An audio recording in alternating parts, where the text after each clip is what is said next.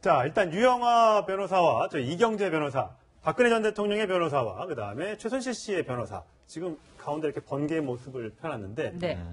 둘이 설전을 지금 벌이고 있다고 합니다. 오늘은 어떻게 될지 모르겠습니다. 오늘은 두 사람이 맞설 일이 없을 것 같은데 네. 계속해서 재판 과정에서 하면서 40년간 이어져 왔던 박근혜 전 대통령과 최순실 씨의 이 사이 관계에 균열 조짐을 보이고 있다는 내용이 네. 전해지고 있습니다. 일단 지난 월요일에는 최순실 씨가 출석을 안 했는데 그 대신 이경재 변호사가 이 네. 최순실 씨 측 입장을 대변했잖아요. 그런데 박 전 대통령이 한번 굉장히 매서운 눈빛을 보냈다고요. 그 사실은 노승일 부장이 출석한 재판이었기 때문에 네. 박 전 대통령이 노승일 부장이 주로 이제 박 전 대통령과 최순실의 관계가 보통 사이가 아니었다. 뭐 이런 증언을 할 때 박 전 대통령이 좀 불쾌감을 느끼면서 그 우리가 과거에 많이 이야기했던 레이저빔 쏘아보는 모습이 연출된 게 아닐까 이런 추정을 했는데 전혀 내용이 달라요. 예. 전 깜짝 놀랐는데 사실은 유영하 변호사가 피고인인 박 전 대통령 입장을 이제 변호하기 위한 이야기를 할 차례인데 자, 지금 최순실은 나오지 않은 상태에서 그때 꼬리표 다쳐 넘어져서. 네. 예.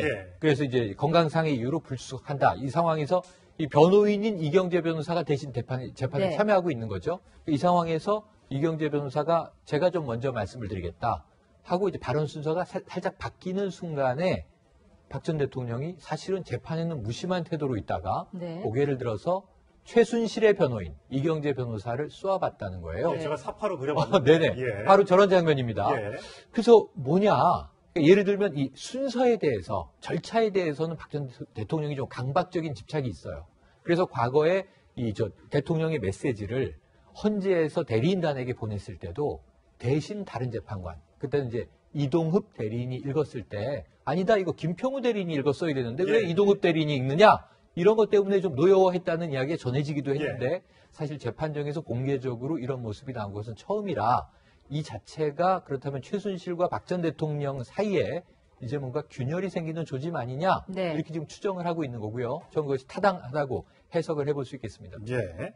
네. 이 범죄를 이제 누가 주도적으로 했느냐 하는 이제 형량 정해지는 단계에 가면은 네. 지금보다 훨씬 더 박근혜 전 대통령과 최순실 씨 사이에서 공방이 벌어질 거고요. 그리고 이제 유영하 변호사의 그 성격이 조금 좀 까칠한 성격입니다. 네. 그래서 아마 앞으로 이제 재판 과정에서 이경재 변호사하고 아마 굉장히 심하게 다툴 경우가 많이 생길 거고요. 예. 네. 그리고 뭐 이런 표현은 좀 적당할지 모르겠습니다만 유영하 변호사를 또 뭐 변호인단이 다 사퇴를 하면서 남자 최순실이다 이제 이런 표현까지 했는데 유영하 변호사가 이제 어떤 팀플레이보다는 개인기에 의존한 변호를 많이 하거든요. 네. 그렇군요. 그래서 아마 앞으로 이제 이경재 변호사하고는 법정에서 굉장히 많은 그 부딪힘이 있을 거다 이렇게 네. 보고 있습니다. 사실상 두 사람이 이제 공범처럼 느껴지고 있는데 한쪽에서 형량이 세지면 한쪽에서 낮아지고 이렇게 될 수 있는 겁니다. 그 공범이면 원래는 형식적으로 같은 예. 범죄형을 받는 게 맞는데 그 개개인마다 양형 사유는 다를 수 있기 때문에 형량은 양형 사유에 따라 달라질 수 있습니다. 누가 적극적으로 했고 누가 소극적으로 그냥 응대하는 정도에 불과했느냐 이걸 두고 나중에 균열 조짐이 예상이 되고 앞으로 실제 벌어질 것이다라고 예측하는 범죄인들이 많은데요. 지금 증인 신문을 가지고 이렇게 설전해 버렸다고요. 내가 먼저 증인 신문을 할지 누가 먼저 증인 신문을 할지 이게 뭐냐면 재판 주도권을 누가 먼저 시작을 해서 누가 끌고 갈 것이냐 재판의 주도권과 쟁점과 주요 사실에 대한 입장을 누가 먼저 그 선점을 할 것이냐에 대해서 굉장히 중요한 겁니다. 그래서 한 증인을 두고 누가 먼저 증인 신문을 먼저 게시를 하고 남은 질문을 누가 하는지 여부에 따라서 좀 뉘앙스도 달라질 수 있기 때문에 두 분이 거기서 신경전이 있었던 것으로 보이고요. 그리고 이름 가지고도 신경전이 있었다고 합니다. 이름, 예. 그러니까 최순실이라고 유영하 변호사가 이제 호칭을 하자 이경재 변호사가 개명한 최서은으로 불러달라. 네. 사실은 본질적인 부분은 아닌데 이런 것들을 범정에서 현출하면서까지 서로 이런 모습을 보인다는 것은 유무죄라든가 그 유영하 변호사 입장에서 혹시 최순실 측에서 박 전 대통령한테 책임을 좀 몰고 있는 거 아닌가. 네. 그런 여러 가지 그 심리전도 있는 것으로 보이고요. 실질적으로 지금 나타나고 있는 양상이 두 사람은 같은 배를 탔기 때문에 저는 모든 재판 기록을 상호 공유하고 있을 거라고 생각하고 예. 변호인 의견서를 쓸 때도 두 변호사가 서로 협의를 하고 있다라고 추정을 했는데 재판 기록도 최순실 측에서 박 전 대통령한테 보여주지 않아서 예. 지금 그 부분에 대해서 조금 협조가 어렵다라는 진술이 나오고 있는 상황입니다. 예. 제가 볼 때는 형사재판에서 같은 배를 탔는데 조금 지금 결이 달라지고 있는 거 아닌가라는 생각도 듭니다. 예. 네. 저는 이제 손 변호사님 생각 맞습니다만 이제 조금 제가 좀 깊이 들어가 보면 이 재판은 검찰이나 이제 이 세관에서는 공모관계를 보지만 박근혜 전 대통령 입장에서는 공모관계가 아니에요. 이거는 내가 모르는 사이에 다 이루어진 일이기 때문에 네, 속았다라는. 그렇습니다. 네. 속았다는 심리가 있고 재판정에서 계속 처음에는 좀 긴장한 모습을 보였지만 지금은 그림도 그리고 작품도 하고 저런 모습을 보였다는 걸 보면은 이 재판은 남의 재판인 거예요. 아. 그러니까 남의 재판이기 때문에 내가 관여하지 않은 재판이기 때문에 무관심하고 있는 거죠 지금. 아. 그렇기 때문에 말도 하지 않고 모든 것을 변호인이 이제 얘기하는 가운데 재판이 진행되고 있는 것이고 아까 이제 그 최순실, 최서현 이 문제도 최순실은 악의 이 화신이란 말이죠. 여론적으로도 굉장히 좀 불리하게 돼 있고 그래서 최서원으로 불려달라고 이 한 변호인의 얘기도 이제 앞으로 들어가서 싸울 만한 것은 서곡입니다 이게. 네. 예. 그래서 저는 그 박근혜 전 대통령하고 이제 최순실 씨 우리는 뭐라고 불러야 되나요? 최순실을 우리 불러야 계속 됩니까? 최순실 최서원으로 해야 됩니까? 예. 네. 사람들한테 아직까지 최성원이라는 이름이 좀 낯설어서 일단 최순실 씨로 부르고. 그런데 네. 이 재판의 이제 공통점과 차이점 하나만 좀 짚어드리면, 자, 지금 이재용 삼성 부회장을 포함해서, 자, 박 전 대통령, 최순실, 그리고 이재용 부회장, 지금 뇌물 혐의가 입증돼서 유죄가 떨어지면 큰일이 나는 세 사람은 지금 공동 운명체예요. 그런데 이제 뇌물죄를 피하려고 이제 재판을 하는 거죠. 근데 뇌물이 만약에 무혐의다, 이렇게 되는 순간 형량은 뚝 떨어지지만 박 전 대통령은 그래도 다른 유죄들을 피해가기 어려워요. 뇌물이 무죄가 돼도 강요가 걸려요. 그렇네요. 네. 그럼 압박을 해서 강요를 한 거예요. 삼성은 어쨌든 강요받고 돈 냈다고 했으니까. 대신 공모자인 삼성의 이재용 부회장은 피해자로 이제 바뀌면서 풀려날 수 있는 겁니다. 뇌물 하나만 걸려 있습니다. 그리고 이 뇌물죄가 아니면은 자, 공무원인 대통령이 뇌물죄가 아니다? 그러면 최서원, 최순실은 그냥 무혐의가 되는 거예요. 뇌물 관련해서. 혜택을 받은 것을 국민들이 뻔히 알매도 불구하고. 하지만 박 전 대통령은 뒤집어 쓰는 거죠. 나만 강요죄야. 여기 또 블랙리스트, 이건 대통령하고 걸려 있죠.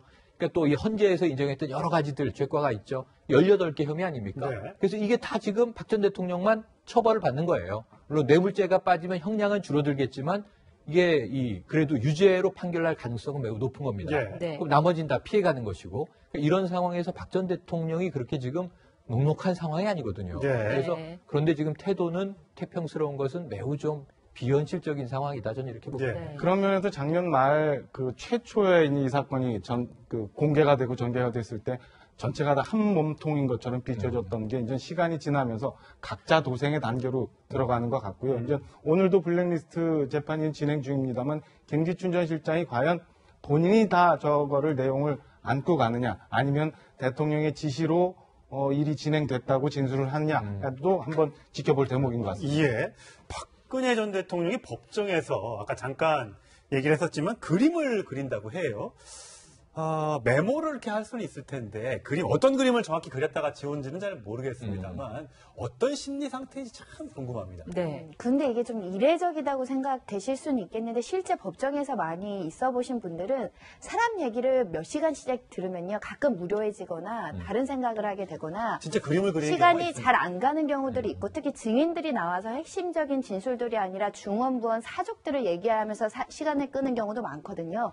그러다 보면 내가 할 수 있는 것은 정자세는 유지해야 되지만 앞에 메모지야 연필 또는 볼펜이 있거든요. 그럼 메모를 하거나 갑자기 집중하면서 들으면서도 손을 이렇게 움직이는 경우가 있어요. 예. 그게 이제 네. 그림 그리는 것처럼 보여질 수도 있어서 박 전 대통령이 특별한 심리 상태가 있어서 저렇게 그림을 그린다기보다는 네. 저 그림을 그릴 당시 증인으로 나온 사람이 노승일 부장이니까 첫 번째 그 사람의 진술을 자세히 듣고 싶진 않았을 겁니다. 회피하고 싶은 마음도 있을 거고 저 사람이 말이 진실이 아니라 허위 왜곡된 거고 나를 나를 괴롭히고 모함에 빠뜨리는 사람이기 때문에 저 얘기를 듣기 싫어서 뭐 그림 그리고 다른 생각을 하셨을 가능성도 있고요. 네. 두 번째는 몇 시간씩 그 자리에 앉다 보면은 그냥 손을 뭐 가만히 있기가 좀 애매하니까 손을 막 움직일 때가 있어요. 그래서 네. 그림을 그렸을 수도 있는데 아마도 제가 볼 땐 노승일 부장의 어떤 증언의 가치에 대해서 박 전 대통령은 높게 평가하지 않고 있고 집중할 이유를 모르겠고 그러다 보니까 시간이 무료했다라고 생각이 됩니다. 네, 저는 저희가 이게 좀 심각한 상황이에요. 네. 저는 이제 송 변호사님은 그냥 흔히 있는 일이다.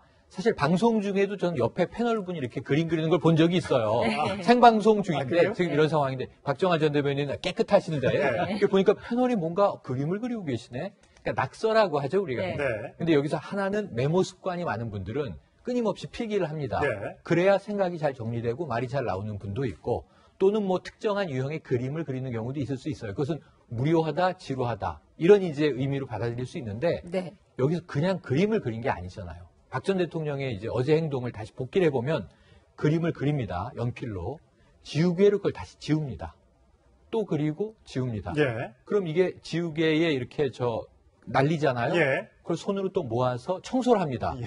그리고 물티슈로 또 닦습니다. 네. 이거는 학창 시절에 아주 까다로운 좀 결벽적인 동료 네. 학생이 하는 예. 행동을 우리가 생각해 볼 수 있는데 이 상황이 만약 재판이 아니고 예능이라면 좀 이 캐릭터는 4차원이구나 5차원이구나 우리가 이렇게 부르는 건데 네. 박 전 대통령의 경우에는 우리가 그렇게 뭐 좀 이제 가벼운 상황이 아니니까 엄중한 상황이니까 자신의 세계가 있다. 네. 자신만의 세계가 있다. 이렇게 추정할 수 있거든요. 예. 그래서 너무 궁금한 게 심리학자나 정신분석자가 이 그림을 좀 봤으면 네. 그러니까 뭔가 좀 해석해낼 수 있는 여지가 예. 있을 텐데 그림이 뭔지는 전해지지 네. 않아서 그렇군요. 저희가 어떤 그림인지 잠깐만요. 를 예. 못했는데요. 일단은 이 그림을 그리는 행동에 대해서는 어떻게 생각하는지 이 심리 전문가들에게 물어봤습니다. 함께 들어보시겠습니다.